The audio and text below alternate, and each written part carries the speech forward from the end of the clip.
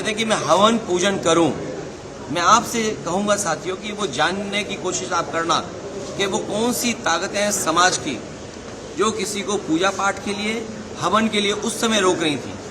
और वो दिन मैं भूल नहीं सकता हूं जिस दिन मुख्यमंत्री आवास को गंगा जल से धोया गया था। मुझे कोई आज समझा दे, कोई जागरूक समझदार इंसान मुझे ये समझा दे कि किसी मुख्यमंत्री के घर को गंगा जल से कैसे साफ किया जा सकता है। मैंने లోక్సభలో రాహుల్ గాంధీపై అనురాగ్ ఠాకూర్ చేసినటువంటి వ్యాఖ్యలపై కౌంటర్ ఇచ్చారు అఖిలేష్ యాదవ్. ఒక వ్యక్తిని కులం గురించి ఎలా అడుగుతారని ప్రశ్నించారు అఖిలేష్ యాదవ్. ప్రస్తుతం డిజిటల్ ఇండియా గురించి మాట్లాడుకుంటున్న చంద్రమండలం పైకి వెళ్తున్న కాలంలో కూడా బీజేపీ ఇలా ఒక కాంగ్రెస్ నేతని లేదా ఎవరినైనా కులం గురించి ఎలా అడుగుతుందని ప్రశ్నించారు అఖిలేష్ యాదవ్. తన జీవితంలో జరిగిన ఒక విషయాన్ని ఎప్పటికీ మర్చిపోలేని అన్నారు సమాజ్వాదీ పార్టీ అధినేత. ఓసారి గుడికి వెళ్లినప్పుడు తనని పూజలు చేయనివ్వలేదని అన్నారు. సీఎం తన ఇంటిని గంగాజలంతో శుభ్రం చేశారని అన్నారు అఖిలేష్ యాదవ్. बात हो रही हो विश्व गुरु अमृतकाल विकसित भारत और आप गंगा जल से धोएंगे मंदिर को। सवाल अगर ये हट जाए एक बार को, और जो सदन का सवाल है, क्या बीजेपी कांग्रेस पार्टी के नेता या किसी भी व्यक्ति की जात hello hello hello hello hello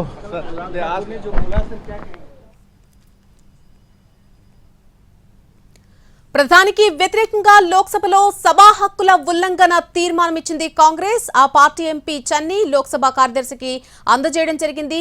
దీనికి సంబంధించి పూర్తి అప్డేట్ అందించడానికి మా ప్రతినిధి ప్రసాద్ ఢిల్లీ నుంచి సిద్ధంగా ఉన్నారు. ప్రసాద్, పంజాబ్ మాజీ ముఖ్యమంత్రి ప్రస్తుతం జలంధర్ ఎంపీగా ఉన్నటువంటి చరణ్జిత్ సింగ్ చన్నీ ఇప్పుడే కొద్ది నిమిషాల క్రితమే secretary general, Lok Sabha secretary general కు ఈ సభా ఉల్లంఘన తీర్మాన ఫిర్యాదును ప్రధానమంత్రికి వ్యతిరేకంగా కాపీని సెక్రటరీ జనరల్ కు అందజేయడం జరిగింది. దీనిపై నిర్ణయం తీసుకోవాల్సింది. ప్రధానంగా నిన్నటి బడ్జెట్ పై జరుగుతున్న చర్చ సందర్భంగా అనురాగ్ ఠాకూర్ చేసినటువంటి వ్యాఖ్యలు పెద్ద దుమారమే లేపాయి.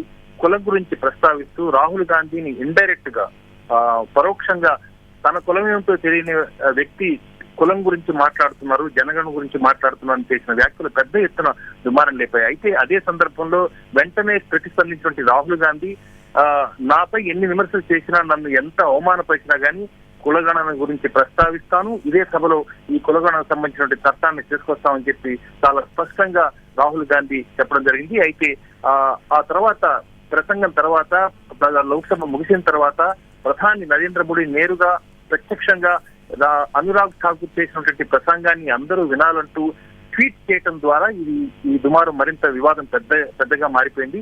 దీనికి సంబంధించి కాంగ్రెస్ పార్టీ పెద్ద ఎత్తున అభ్యంతరం వ్యక్తం చేసింది. సభలో వెనుకబడిన వర్గాలు, అదేవిధంగా ఎస్సీ, ఎస్టీ, అదేవిధంగా అల్పసంఖ్యాక వర్గాలను అవమానపరుస్తూ బీజేపీ చేసిన ప్రసంగాన్ని ప్రధానమంత్రి ఏ రకంగా సమర్థిస్తారు, అదేవిధంగా అనురాగ్ చేసినటువంటి కులం గురించి ప్రస్తావిస్తూ చాలా అవహేళనతో అపహాస్యం చేస్తూ చేసినటువంటి వ్యాఖ్యలను ప్రధానమంత్రి అందరూ వినాలి ఈ ప్రసంగాన్ని అంటూ ఏ రకంగా సమర్థిస్తారు, దీన్ని ఖచ్చితంగా సభా హక్కుల ఉల్లంఘన కింద ఈ తీర్మానాన్ని ప్రవేశపెడతామన్న అంశాన్ని చాలా స్పష్టంగా కాంగ్రెస్ పార్టీ చెప్పింది. ఆ మేరకు ఈ రోజు కొద్ది నిమిషాల క్రితమే లోక్సభ సెక్రటరీ జనరల్ కు ఈ సభా హక్కుల ఉల్లంఘన చేసినటువంటి ఫిర్యాదును అందజేయడం జరిగింది. మోడీ ట్వీట్ ను తీవ్రంగా తప్పుపడుతున్నాయి కాంగ్రెస్ వర్గాలు. ప్రసాద్, ఇక్కడ మరి బీజేపీ నుంచి ఎటువంటి కౌంటర్లు వినిపిస్తున్నాయి? చాలా స్పష్టంగా ఎక్కడికి వెళ్ళినా గానీ అనుక్షణం ప్రతి రాత్రి పగలు ఎక్కడికి వెళ్ళినా ఎవరిని కలిసినా, మీడియా గానీ మిలిటరీ గానీ ఏ వర్గాన్ని కలిసినా, ఈవెన్ భారత్ జోడో యాత్రలో కూడా ప్రతి వర్గాన్ని కూడా కులం గురించి ప్రస్తావిస్తూ కులగణన గురించి ప్రస్తావించినటువంటి కాంగ్రెస్ పార్టీ ఏ రకంగా దీన్ని సమర్థించుకుంటుంది?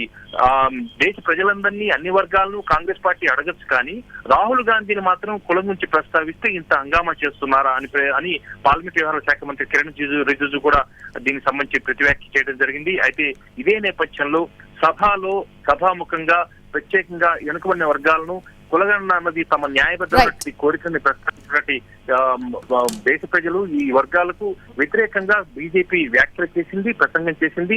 ఇది ఏమాత్రం కూడా సమర్థనీయమైన అంశం కాదు. కాబట్టి దీన్ని ఖచ్చితంగా సభా హక్కుల ఉల్లంఘన ద్వారా ప్రధానమంత్రి మోడీయే నేరుగా ఒక సభ్యుడు చేసినటువంటి ప్రసంగాన్ని సమర్థించడం అనేది ఏమాత్రం కూడా సమర్థనీయం కాదని చెప్పి ఈ సభ హక్కుల ఉల్లంఘన తీర్మానం ప్రవేశపెట్టేందుకు right Prasad, thanks for the update.